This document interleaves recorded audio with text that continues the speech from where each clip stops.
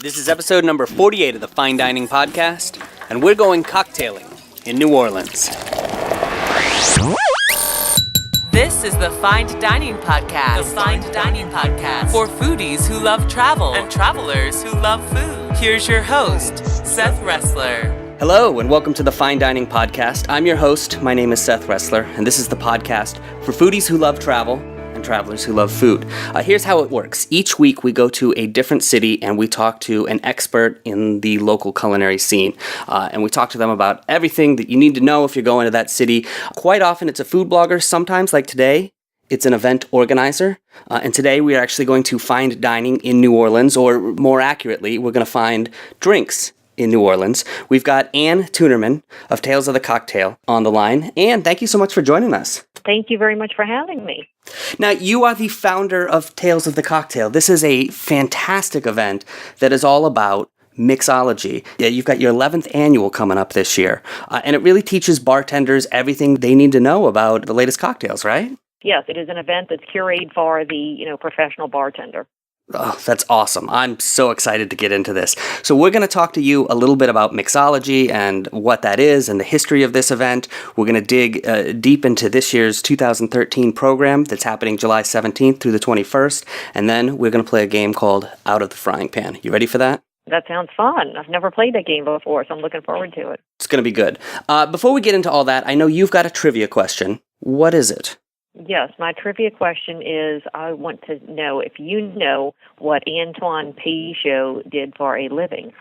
What Antoine Peychaud? Of Peychaud's Bitters. What he did for a living. And is it something drink-related? Yes, it is. I don't know off the top of my head, so we're going to come back to that. Before we do, let's go through some Mixology 101 here. For people who have maybe heard that term, or even people who haven't, what is mixology? I mean, mixology, to me, and bartending, really go hand in hand. And it encompasses not just making a, well-made cocktail or serving somebody a nice glass of wine or a beer.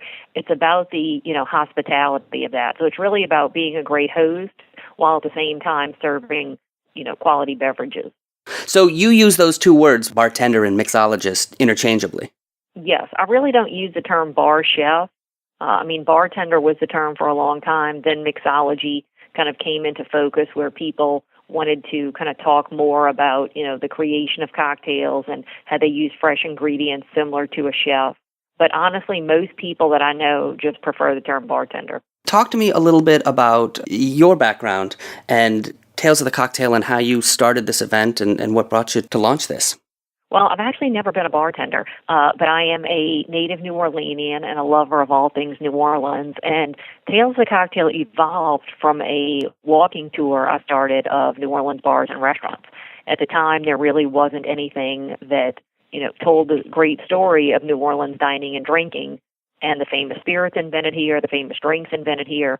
So to celebrate the first anniversary of that tour, I came up with the idea of Tales of the Cocktail, and we literally had, as my husband says, an opening and closing event.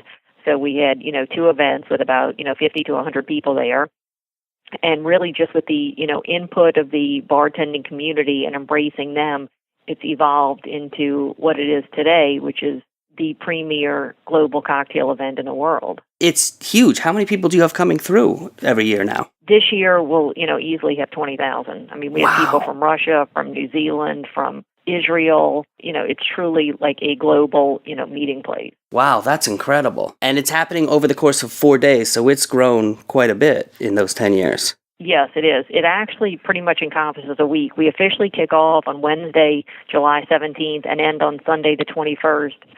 But we do have, events on Tuesday that are kind of like pre-events and some other stuff going on. So you definitely, it's a marathon, not a sprint. And talk to me a little bit about the audience for this event. Who attends? Like I said, we program the event for the bartender. There are other conferences around the country that are for wholesalers, distributors, national accounts, things like that. We've always programmed this event for the professional bartender. So that is the core of our, audience. Then surrounding that, we obviously have brand ambassadors. We do have some distributors that come. We do have some restaurant groups that come. But it's really people that are, specifically interested in bartending and that craft. And the topics have evolved over the years because the knowledge of the bartender has evolved. I mean, we have, seminars on everything from, how to read a profit and loss statement as much as we do on whiskey. And that's the core of the event. I mean, we have 59 seminars this year. Now, is there anything that is open to maybe somebody who's not a bartender but just a drink enthusiast? I mean, is somebody from the general public allowed to attend any of these events? Yes, they are. And we have some great, I call them cocktail enthusiasts, and they're hardcore, and they're just like your foodies. They read Dale DeGroff's books. They read Jim Meehan's books. They're as much into cocktails as somebody that is into wine. The only difference is we don't program the event for them. So we don't have anything that is, setting up your home bar 101. But what I tell people is, say, for example, if you could know nothing about the history of cordials and liqueurs, but I guarantee you if you went in a seminar and learned about it, you'd leave and want to learn more. So we just keep the content at a high level. We don't, bring it down to that person. So where should somebody who is just starting to get into cocktails, where's the best place for them to learn? I mean, if somebody, says, boy, I'm, really into wine right now, but I want to start learning about cocktails, what advice do you usually give them? Well, I would say first, interact with their favorite, bartender. I mean, that's how a lot of people end up coming to our event that are the cocktail enthusiasts. They have their favorite bartender, say, employees only in New York, and they go there and enjoy their cocktails and talk to them about what's in them. And next thing you know, like 3 years later, they're, coming to Tales of the Cocktail. But I would say, talk to the people at the places where they enjoy, eating and drinking. And then obviously there are a lot of good resources online and a lot of good books. And then, we do welcome them to, come to Tales of the Cocktail. Like I said, we just don't program the event for them.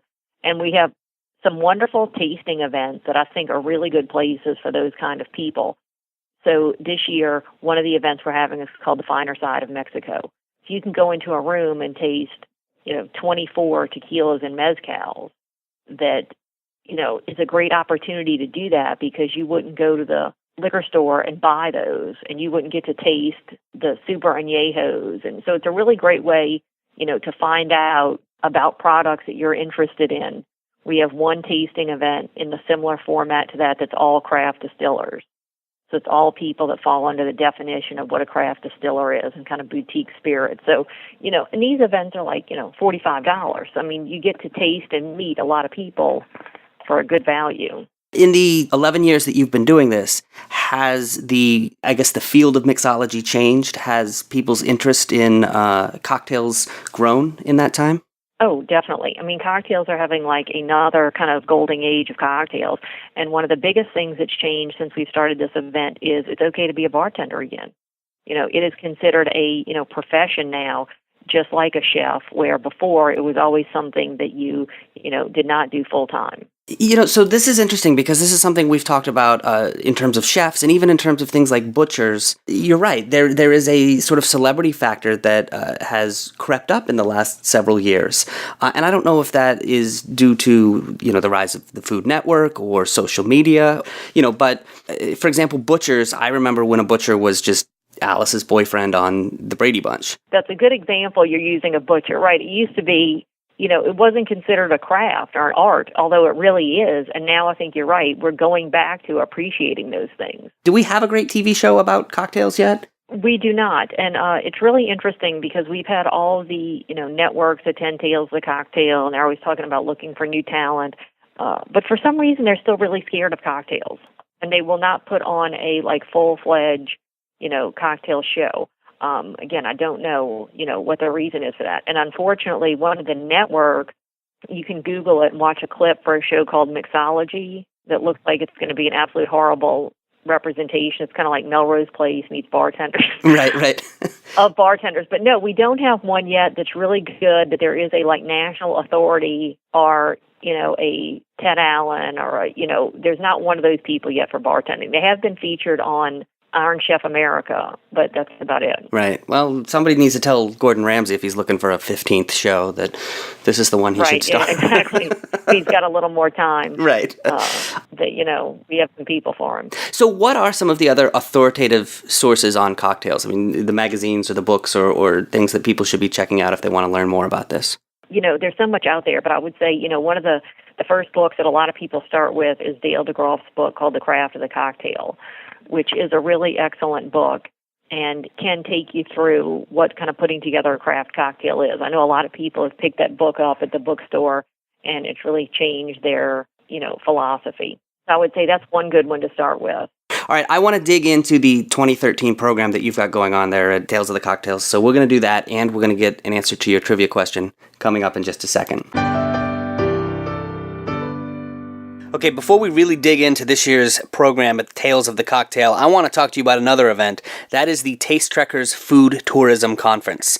Now, this is the first year for the Food Tourism Conference, and this is an event for anybody who plans their vacation around food. So if that's you, when you travel, the first thing you do is figure out which restaurants to go to, which breweries, which wineries, which, food tours to go on. This is an event for you. We want you to come out. We want you to discover new places to go, new places to eat, new foods to try. All right, we've got a number of chefs and food producers and food tour operators and other people who are all connected to both food and travel who are going to be appearing at this event. You can see the entire lineup. It's at tastetrekkers.com. Please go check it out, and we would love to have you. It's happening in Providence, Rhode Island, September 20th, 21st, and 22nd. Like I said, all the details over at tastetrekkers.com.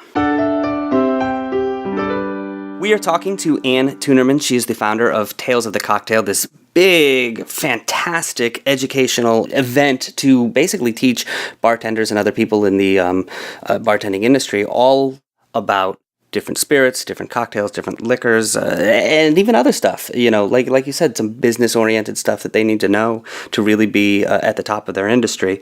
You had a trivia question for me. Give it to me one more time.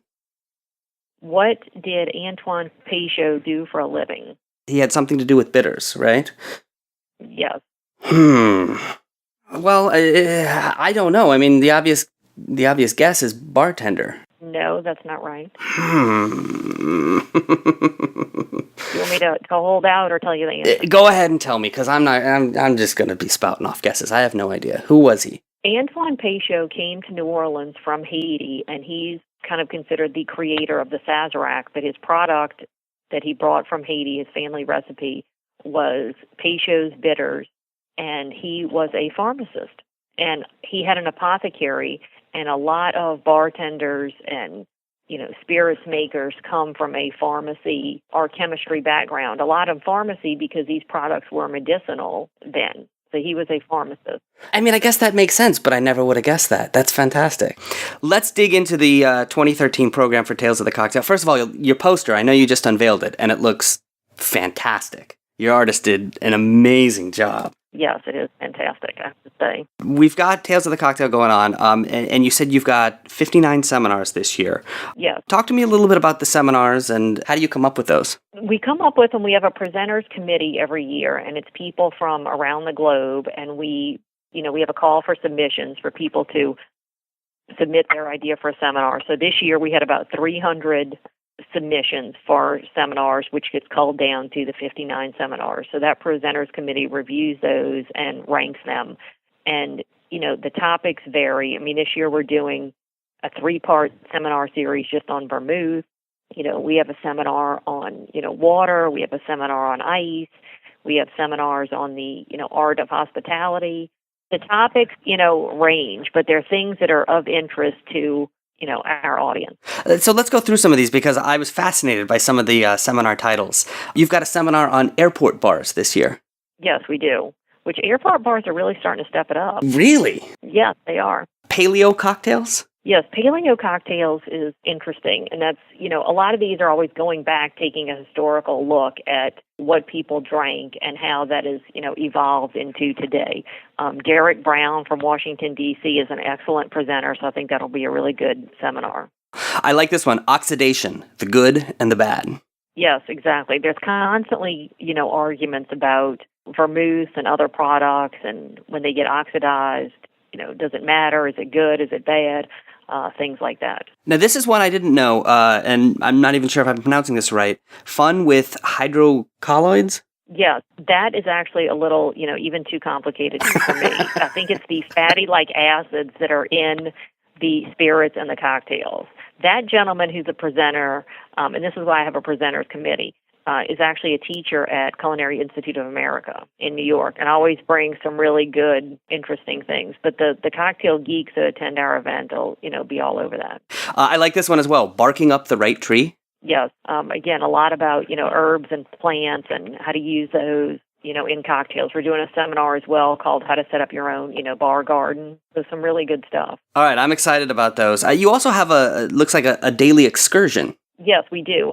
We're constantly surveying our attendees and asking them what they like and what they want to see and that kind of thing. So one of the things that people have told us over the years is they wanted to see some stuff kind of outside of like the French Quarter and the, downtown of New Orleans, because we have all of our events at, kind of historic locations. They're not at the convention center or anything like that because we really want to show off New Orleans. But so now we actually take people on, we have a swamp tour we've done. We have a couple of excursions to distilleries. Last year we did one that was a urban farm tour. So we went to, a beehive, a chicken coop. So those kind of things. So, they're small and intimate, but, give people an opportunity. It's amazing how many people want to see an alligator, on a swamp tour. So never underestimate the power of an alligator. That's very cool. And then talk to me a little bit about the Spirited Awards. Oh, the Spirited Awards are the Beard Awards of the cocktail industry. This is the 6th year. We started those on our 5th anniversary, and they're really phenomenal. We're giving out 18 awards this year, and, if you talk to a bartender, that is the award they want to win. So, they're for World's Best Cocktail Bar, Best Brand Ambassador, that kind of thing. And what's the process? I mean, how do you get nominated, and who votes, and how do you select the winners? Anybody can nominate anybody. So the nomination process is free. There's no charge to nominate people. And then we have 2 committees, one international and one U.S., and they each, go through the nominations and judge the awards. So it's not, a democracy in the sense that it's not whoever just gets the most awards. The people that are nominating are putting the names out there, and then the judges go through those. But we do have on our website, if somebody wants to get the detailed information, the entire awards process and all the nominees on our website as well. And I know you've also got a number of luncheons and dinners and tasting rooms and invite-only events going on. What else do you really want to highlight on this year's program? What are you really proud of that you want to tell people about? We're really proud of the whole event. I think we're most proud that we are, first and foremost, an educational event. When people think of New Orleans, sometimes they just think, 5-day, pub crawl. But if you come to the event, you'll see it's definitely, more than that. So, we want people to come and, as our slogan says for this year, drink it in. All right. You ready to play a little game? Yes, I am. Here we go. This game is called Out of the Frying Pan. Here's how it works. I'm going to ask you for a series of rapid-fire recommendations. Just tell me the first thing that comes into your mind. Obviously, you've got a lot to do with cocktails. Tell me the place in New Orleans with the best beer selection. The best beer selection, I think, is Avenue Pub. It's on St. Charles Avenue, so you get to watch the streetcars go by, and just a nice, relaxing atmosphere. But Polly, that owns it, by far has the most complete and deep selection of beers. Where is the most romantic spot to go for drinks in New Orleans? Let's see, there's a lot of romantic spots. I think French 75 Bar is really nice and romantic. It's kind of quiet in there, and it's in the French Quarter in Arnaud's restaurant. And then I would also say Balak, which is on Lee Circle on St. Charles Avenue, and is just really quiet and has a lot of little cubby sofas, and the cobblers are fabulous there. So I would say either one of those. Where's your favorite place to go for dessert? Palace Cafe, which is on Canal Street. It's one of the Brennan's restaurants, has a white chocolate bread pudding. And every restaurant here kind of has a bread pudding. I mean, every mother makes a bread pudding, every grandmother. But so a lot of the fine dining restaurants try to do a little bit different spin on it. And the white chocolate bread pudding is to die for there. Last question. What restaurant has the best decor in all of New Orleans? At Christmas time, when they decorate Arnaud's restaurant, it's absolutely beautiful. It's one of my favorite places to go during that time. And then they actually change the decorations up and keep them change them up, but keep them because we decorate for Mardi Gras too. So I would say that's definitely one of the prettiest ones. Fantastic. Thank you so much for playing. You survived out of the frying pan. Thank you. I know that was fun. I wasn't sure. I've never played a game like that. Everybody gets a little nervous, but you did great. You're fantastic. All right, Tales of the Cocktail is coming up July 17th through the 21st in New Orleans. You can get all the details at talesofthecocktail.com. Ann Tunerman, founder of Tales of the Cocktail, thank you so much for joining us. If people want to follow you on social media, how can they do that? I am at Mrs. Cocktail, Mrs._Cocktail on Twitter and on Instagram and Facebook, Ann Tunerman. And, of course, you can like Tales of the Cocktail on Facebook. Thank you so much for joining us. This was great, and congratulations on the 11th year of an absolutely fantastic event. Well, thank you very much, and I look forward to us hosting you one year. My name is Seth Ressler. A couple of notes before we go. First of all, we've got the Taste Trekkers Food Tourism Conference happening in Providence, Rhode Island, September 20th, 21st, and 22nd. Also, if you want to find links to any of the things that we talked about in this episode, you can head over to the website and find them there. You can also, while you're there, subscribe to the podcast in iTunes, and you can follow us on Facebook or on Twitter. And if you want to come on the show and talk to us about your local dining scene, click the Contact Us link, send us an email. We would love to have you on as a guest. Thank you for listening. This is the Fine Dining Podcast. You can find links to the places mentioned in this episode at tastetrekkers.com. Tastetrekkers.com. Thank you for listening.